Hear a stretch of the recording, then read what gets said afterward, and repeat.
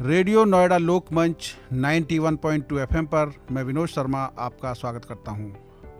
हमारा योग पर विशेष कार्यक्रम जिसमें हम आपकी मुलाकात करा रहे हैं योग के विशेषज्ञ और आर्ट ऑफ लिविंग यानी रविशंकर की संस्था के सर्टिफाइड इंस्ट्रक्टर और प्राकृतिक चिकित्सा में विशेषज्ञ डॉक्टर नरेश शर्मा जी से मैं अपने स्टूडियो में डॉक्टर नरेश शर्मा जी का स्वागत करता हूं। नरेश जी नमस्कार। जी नमस्कार विनोद जी। आप योगा डे 21 जून को आ रहा है और अंतर्राष्ट्रीय स्तर पर योग की विशेष चर्चा है। मैं अपने श्रोताओं के जरिए सबसे पहले तो आप अपना पूरा परिचय अपने बारे में थोड़ी जानकारी दीजिए और उसके बाद फिर हम अगला सवाल करेंगे। जी मैं सभी श्रोताओं को प्रणाम करता हूं। मैं भारत के प्रधानमंत्री आदरणीय श्री नरेंद्र मोदी जी के योग गुरु डॉक्टर HR नागेंद्र जी जो प्रथम योग दिवस के चेयरमैन रहे हैं, प्रधानमंत्री के साथ राजपथ पर वो मंच पे थे।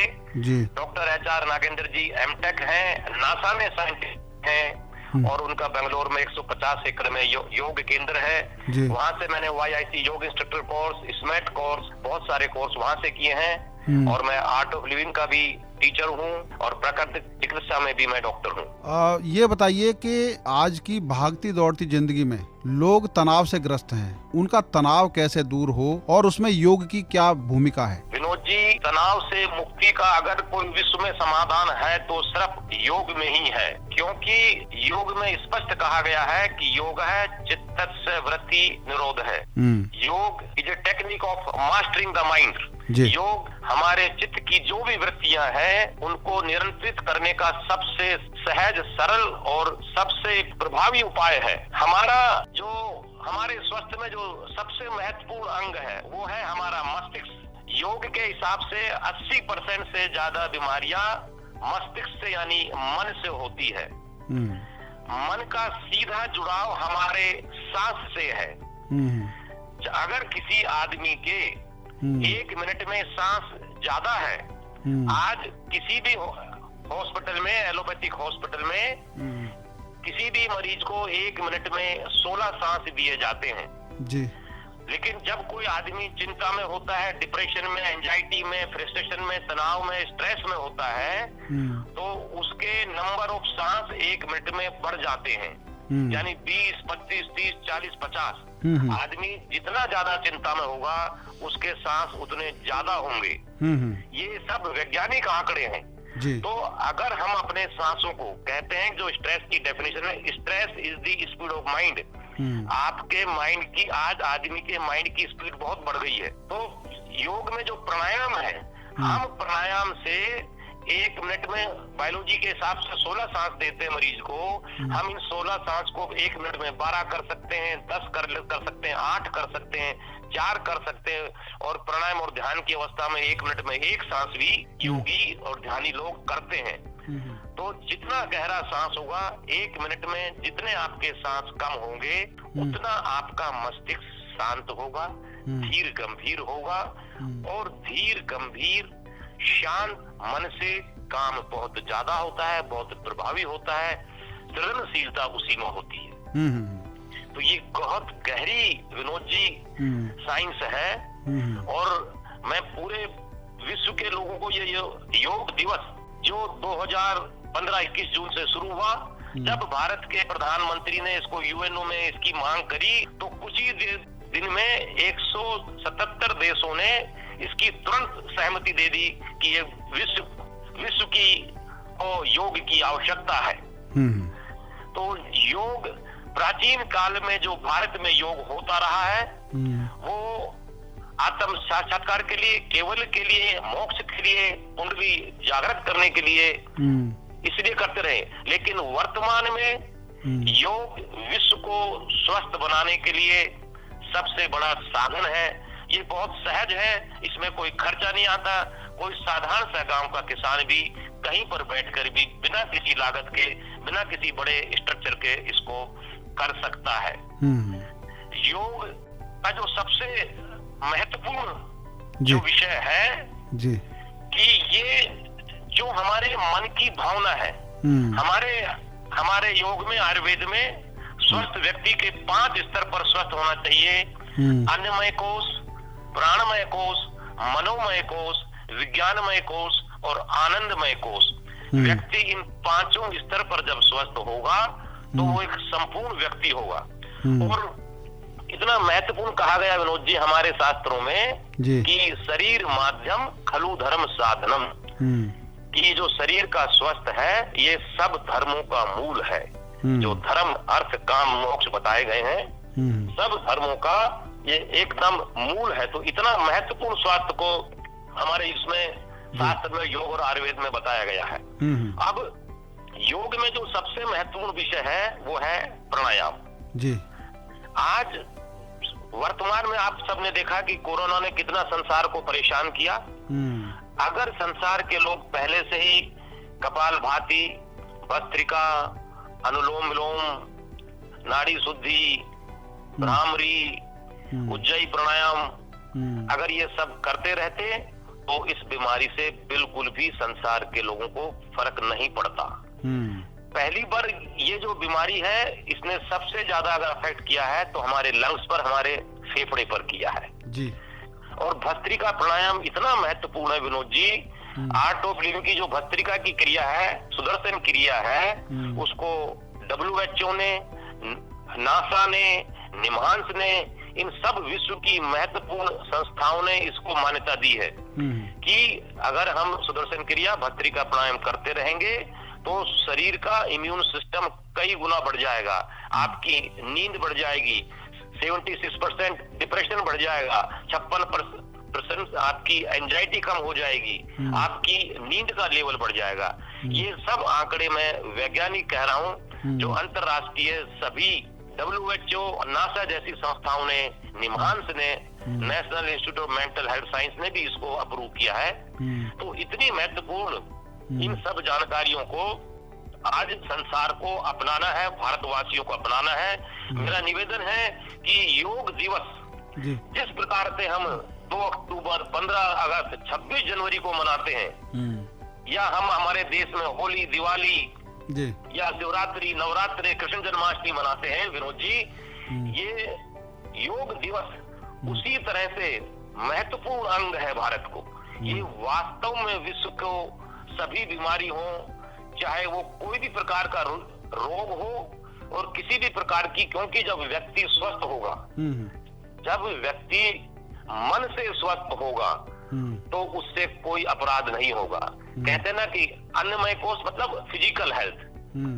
जब व्यक्ति शारीरिक रूप से स्वस्थ होगा तो उसमें स्ट्रेंथ, स्टेमिना, फ्लेक्सिबिलिटी होगी। जब वो मानसिक रूप से हेल्थ होगा, मेंटल हेल्थ, पहला अन्नमय प्राणमय कोश, अगर वो प्राणमय कोश पर हेल्दी होगा तो उसकी कंसंट्रेशन, मेमोरी, विल पावर, ये सब उसकी बढ़ेंगी। विनोद जी, जो सबसे महत्वपूर्ण अंग है फिजिकल, मेंटल, इमोशनल, मनोमय कोश, व्यक्ति सबसे ज्यादा तनाव में आता है, सबसे ज्यादा बीमारी होती है साइकोसोमेटिक, यानी जो मन से बॉडी में आती है, मन से शरीर में बीमारी आती है। ये जितनी बीमारी है, चिंता, डिप्रेशन, तनाव, ये सब मन से होती है। सिर्फ योग ही, प्राणायामी और ध्यान ही मन को स्वस्थ करने का विज्ञान है। हम जब कहते हैं कि मनोमय कोश का मतलब है स्थित प्रज्ञ, आप लॉस में, प्रॉफिट में, मान में, अपमान में, सब स्थिति में सम रहे। स्ट्रॉन्ग लाइक और स्ट्रॉन्ग डिसलाइक ये अनहेल्दी है। अति प्रेम, अति नफरत अनहेल्दी है, अस्वस्थता की पहचान है। तो आपने कभी कभी देखे होंगे कि बहुत बड़े बड़े पढ़े लिखे लोग भी, बहुत पैसे वाले लोग भी, बहुत बड़े अफसर भी, बहुत बड़े जज भी या बहुत बड़े नेता भी कई बार मनोरोग से पीड़ित होते हैं और उसकी वजह से मानवता को, संसार को बहुत कष्ट उठाना पड़ता है। जी जी जी। ये जितने भी आतंकवादी हैं ये भी सब मनोरोगी हैं। ये जितने भी विश्व में जो भी मारकाट करते हैं ये सब के सब मरीज हैं, ये पेशेंट हैं। इनको योग ठीक कर सकता है। और श्री श्री रविशंकर महाराज ने सैकड़ों जो कश्मीर के, उल्फा के जो आतंकवादी थे उनको योग प्राणायाम करा के वो आज एक साधु जैसा जीवन जी रहे हैं। तो योग को हम इतना महत्वपूर्ण मांगे, इतना महत्व कि भारत में भी, भारत के हर राज्य में, भारत के हर जिले में इसके केंद्र सरकारी स्तर पर खुलने चाहिए।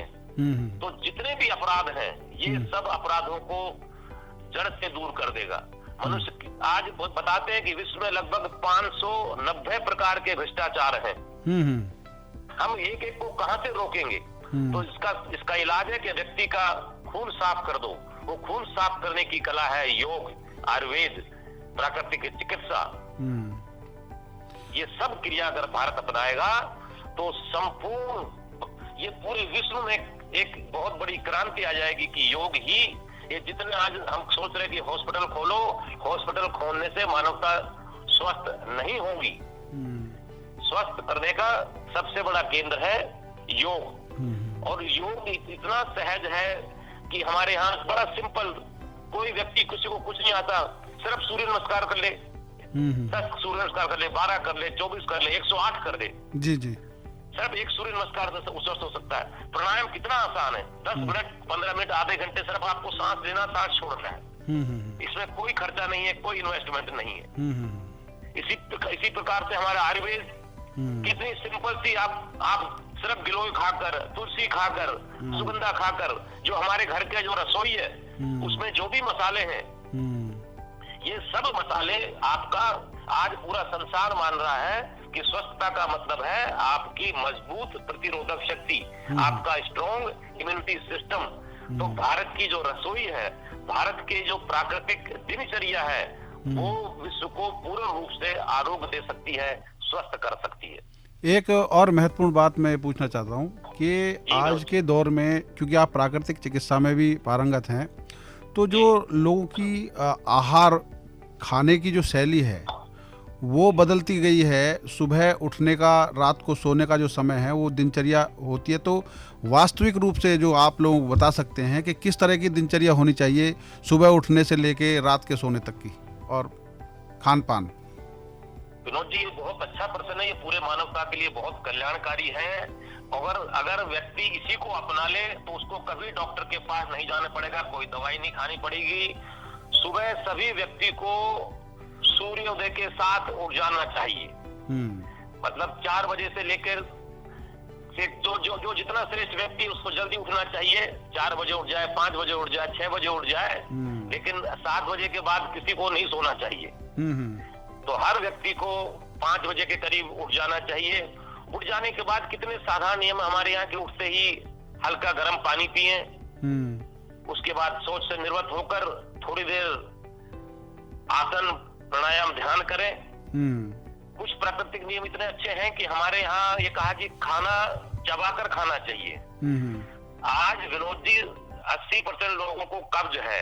ये बहुत गहराई से ध्यान दें। बहुत बड़े बड़े योग लोग हैं, चाहे वो IIT, IIM, IAS अफसर, मंत्री, बड़े बड़े लोग, भारत में ये पुस्तकों में लिखा है कि 80% लोग कब्ज से पीड़ित हैं। कब्ज से पीड़ित होने का मतलब जो भोजन आप कर रहे हैं वो भोजन आपको पच नहीं रहा। जब भोजन आपको नहीं पचेगा तो भोजन से जो शक्ति, जो ऊर्जा, जो मिनरल्स, प्रोटीन, विटामिन आपको मिलने चाहिए थे, जो पौष्टिक तत्व मिलने चाहिए थे, वो पौष्टिक तत्व आपको मिल ही नहीं रहे। ये हम कितना भी बादाम, पिस्ता, अखरोट खा ले, महंगे पनीर खा ले, लेकिन अगर वो भोजन पच नहीं रहा है तो वो उसका कोई फायदा नहीं। तो सबसे ज्यादा हमें अगर प्राकृतिक चिकित्सा ध्यान देती है तो वो कब्ज पर देती है, पेट की सफाई पर देती है। तो ये मुझे लगता है कि एक बड़ा राष्ट्रीय विषय उठाना चाहिए विनोद जी कि कब्ज को दूर करो। ये भी 80% बीमारियों का कारण है। बिल्कुल। जितनी भी एसिडिटी है, गैस है, पाइल्स है, ब्लड प्रेशर है, और जितनी असाध्य बीमारियां हैं वो सब कब्ज के कारण हो रही हैं। तो प्राकृतिक चिकित्सा में आप भोजन के लगभग 45 मिनट बाद पानी पिए, और किसी भी हालत में ठंडा पानी किसी तरह भी ना पिए। विनोद जी, जो हमारी डाइजेस्टिव पावर, जो भोजन पचाने की शक्ति है, उसको हम बोलते हैं जठराग्नि, यानी हम उसको अग्नि बोलते हैं। अगर हम उस अग्नि पर ठंडा पानी डाल देंगे, ठंडी कोल्ड ड्रिंक डाल देंगे या आइसक्रीम खा लेंगे, तो हम उस अग्नि को शांत कर रहे हैं, कितना बड़ा गुनाह कर रहे हैं, कितना बड़ा पाप और अधर्म कर रहे हैं हम ठंडा पानी पीकर। लोगों को लगता है हम साधारण से, हम कुछ बड़े बड़े ज्ञानी लोगों को कई बार इस बात की जानकारी नहीं, बड़े बड़े महात्माओं को इस बात की जानकारी नहीं है। भोजन के पास ठंडा पानी तो जहर है। पहली बात तो किसी भी हालत में 45 मिनट के बाद पानी पीना चाहिए। पानी किसी भी हालत में ठंडा नहीं होना चाहिए भोजन के बाद। आप स्वयं सोच सकते हैं कि उस अग्नि को बुझा देगा, मंदाग्नि हो जाएगी। जो भोजन पचाने की शक्ति है वो शक्ति हमारी खत्म हो जाएगी। तो ये बहुत बड़ा एक अपराध है, मैं इसको इस तरह मानता हूँ। जी जी जी। इसका प्रचार होना चाहिए और आप लोग अपने चैनल के माध्यम से इस कब्ज को तो ये बहुत बड़ा एक गोल्डन रूल है स्वस्थ रहने का कि भोजन चबा के खाएं। हमारे 32 दांत है, एक हर गत्ते को कम से कम 32 बार चबाएं। कहते हैं कि आंत के दांत नहीं होते, तो हम जो भी कुछ खा रहे हैं वो मुंह से चबाएं। भोजन के बाद 45 मिनट बाद पानी पिए, ठंडा पानी ना पिए। रात को भी भोजन अगर संभव हो तो बहुत आदर्श स्थिति तो ये रही है कि सूर्य छिपने से पहले भोजन कर लें। आजकल जो लोग देर से जो पार्टियां होती हैं, ये भी बहुत बड़ा भारत को बीमार करने में इसका बहुत बड़ा योगदान है। किसी भी हालत में 8 बजे के बाद भोजन नहीं करना चाहिए। एक ऐसी विनोद जी, मैं एक बहुत बात आपके चैनल से कहता हूँ, आप भी इस विषय को उठाइए कि हमारे यहाँ जब भी हम किसी से मिलने जाते हैं या कोई अतिथि हमारे यहाँ आता है, हम उसको स्वागत के रूप में उससे कहते हैं आप चाय पीजिए, कोल्ड ड्रिंक पीजिए, मिठाई उसको खिलाते हैं, पकौड़े खिलाते हैं, और हम उसको बहुत अपना प्रेम प्रकट करने के लिए उसके साथ हम लोग जबरदस्ती करते हैं कि आप चाय तो पीजिए, आप कोल्ड ड्रिंक तो पीजिए, आप कुछ मिठाई तो खाइए। तो ये भी मुझे लगता है कि हम सामने वाले को अस्वस्थ कर रहे हैं। आपको जो अपना प्रेम और सम्मान प्रकट करना है वो उसको स्वस्थ कर, आप उसको अच्छे फल खिलाइए। आप आम खिलाइए, खरबूजा खिलाइए, तरबूज खिलाइए, लीची खिलाइए, चेरी खिलाइए, जामुन खिलाइए, और इन्हीं से बेल के शरबत से बना प्राकृतिक घर पे आप अपना उनको इस तरह के आप उनको जलजीरा बना के दीजिए, उनको पनाह बना के दीजिए, चाय पिलाइए, लस्सी पिलाइए। तो मुझे लगता है कि आपका चैनल अगर इस विषयों को इस तरह से उठाना चाहिए और देश के साधारण लोगों को जागरूक करना चाहिए कि हम स्वयं बीमार ना पड़े और दूसरे को बीमारी की तरफ आगे ना बढ़ाएं। जी जी जी। और एक सवाल मैं और पूछूंगा कि जो जितनी महत्ता योग की बढ़ गई है, तो क्या प्राइमरी एजुकेशन से ही बच्चों को योग की शिक्षा दी जानी चाहिए और इसके लिए शिक्षा पद्धति में थोड़ा बदलाव होना चाहिए?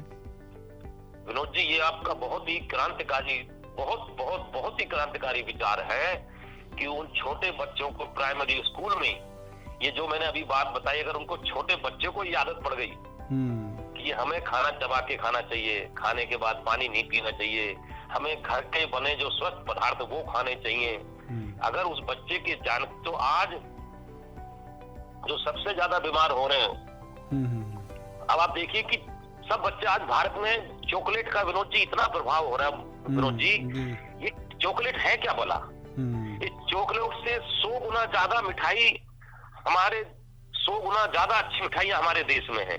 जो हमारे देश का हलवा है, खीर है, लड्डू है, जलेबी है, 100 मिठाइयाँ हैं, और पूरे वर्ल्ड में यूरोप में सिर्फ एक ही मिठाई है, चॉकलेट। और आज भारत के पढ़े लिखे मॉडर्न लोग चॉकलेट खाकर अपने को बड़ा सभ्य मानते हैं। हमारी सभ्यता, हमारा जो पाक शास्त्र है वो भी विदेश के लोगों से 100 गुना आगे है। जो हमारा बूंदी का लड्डू है, हमारी जलेबी है, ये एक तरह के रसायन है। रोजी, अगर कोई व्यक्ति गरम जलेबी दूध के साथ खाता तो उसका माइग्रेन का दर्द दूर हो जाता है, एकदम जुकाम दूर हो जाती है, उसका साइनस दूर हो जाता है। तो हमारा पाक शास्त्र भी बहुत प्राचीन है, बहुत पौष्टिक है। तो ये हमें अपने देशों में वो गौरव पैदा करना है। जिसको देखो चॉकलेट लिए घूम रहा है। ये बहुत ही पिछड़ापन है जो पढ़े लिखे लोग, अंग्रेजी बोलने वाले लोग ये हमारी संस्कृति की मजाक उड़ा रहे हैं। तो मेरा निवेदन है कि अगर हम भारतीय संस्कृति को, भारतीय संपूर्ण दर्शन को, अगर हम भारत के लोग जो आगे पढ़े लिखे लोग हैं, जो उद्योगपति हैं, जो बड़े ऑफिसर है, नेता है, अगर वो सब इसका पालन करें कि हम ये जो और जितने भी जो आइटम आ रहे हैं, अंकल चिप्स या पिज्जा वगैरह, हम इन सब का विरोध करते हैं। क्योंकि जो भारतीय नवरत्न आटे की मिस्सी रोटी है, जो भारत के इस प्रकार के अनेक पकवान हैं, वो एक प्रकार के पूर्ण स्वस्थ रखने वाले हो। अंतर्राष्ट्रीय आखिरी सवाल है, अंतर्राष्ट्रीय योग दिवस पर आप क्या संदेश देना चाहेंगे अब लोगों को? मैं अंतर्राष्ट्रीय योग दिवस पर पूरी भारत के लोगों को, पृथ्वी के लोगों को ये कहना चाह रहा हूँ कि मेरे मित्रों, अपने जीवन में सबसे महत्वपूर्ण स्थान स्वस्थ को दो। हमारे यहाँ कहा गया, पहला सुख निरोगी काया, दूसरा सुख घर में माया, तीसरा सुख सुलक्षणा नारी, चौथा सुख पुत्र अधिकारी।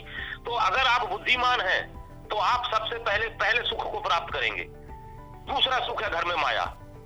तो ये कितनी लोगों की मूर्खता है। तो मैं स्पष्ट रूप से कहूंगा कि पूरे पृथ्वी के लोगों, स्वस्थ रहना ये अध्यात्म है, ये धर्म है, और जो बीमार पड़ना एक तरह का अपराध है, तो ये पाप है। मैं यही संदेश स्पष्ट रूप से देना चाहूंगा, हे भारत के लोगों, तुम योग के, आयुर्वेद के, प्राकृतिक चिकित्सा के जनक हो। इस पूरे भारत में एक व्यक्ति बीमार नहीं होना चाहिए। स्वस्थ रहना ही तपस्या है, स्वस्थ रहना धर्म है, स्वस्थ रहना आध्यात्म है, ये तपस्या है, ये साधना है, ये बहुत बड़ा विषय है। भारत जब ही विश्व गुरु बनेगा, जब ही जगत गुरु बनेगा, जब भी आपको भगवान कहते हैं कि अगर मनुष्य के शरीर में किसी प्रकार का मल है तो भगवान उसमें विराजमान नहीं होते। जी। अस्वस्थता अपराध है, पाप है, एक तरह का भ्रष्टाचार है। और मैं ये भी सरकार से मांग करूंगा विनोद जी कि देश में किसी प्रकार की मिलावट नहीं होनी चाहिए। आज इसको बड़ा इसमें बड़ी सजा मिलनी चाहिए। आज बहुत अधिक जो भी चाहे शहद हो, चाहे मसाले हो, चाहे और भी जो भी पदार्थ हो, इवन घी भी, कई प्रकार के घी, दूध तक भी हमने सुना है। अभी टीवी में दिखा रहे थे कि मेवात के कई जगह नकली दूध मिल रहा, पाउडरों का दूध मिल रहा है विनोद जी। जी। इस पर फांसी की सजा होनी चाहिए। ठीक। ये अभी खूब दिखाया गया है कि नकली दूध कोई केमिकल है उस प्रकार का, उसको पानी में घोलकर, तो अगर हमारे छोटे छोटे बच्चों को ये मिलेगा तो कैसे स्वस्थ रहेंगे। बिल्कुल। ये राष्ट्रीय नीति होना चाहिए। तो स्वस्थ को भारत, पूरी मानवता अपने जीवन का सबसे महत्वपूर्ण स्थान आप अपने जीवन में इसको पाए कि स्वस्थ रहना एक प्रकार का आध्यात्म है। जी, आपने रेडियो नोएडा लोकमंच 91.2 FM को विशेष तौर पर योग और प्राकृतिक चिकित्सा के जरिए स्वस्थ रहने के गुर सिखाए। आपका डॉक्टर नरेश शर्मा जी बहुत बहुत धन्यवाद। आपको प्रणाम, बहुत बहुत धन्यवाद। नमस्कार। नमस्कार। अभी आप सुन रहे थे डॉक्टर नरेश शर्मा जी, जो योग गुरु के साथ साथ प्राकृतिक चिकित्सा के विशेषज्ञ, और उन्होंने आर्ट ऑफ लिविंग में सर्टिफाइड इंस्ट्रक्टर का प्रशिक्षण प्राप्त किया हुआ है। और उन्होंने जानकारी दी कि किस तरीके से हमें खान पान रखना चाहिए और कैसे योग के जरिए हम अपनी आयु को लंबा कर सकते हैं और स्वस्थ रह सकते हैं। आप सुन रहे थे रेडियो नोएडा लोकमंच 91.2 FM, आपकी अपनी आवाज़। धन्यवाद।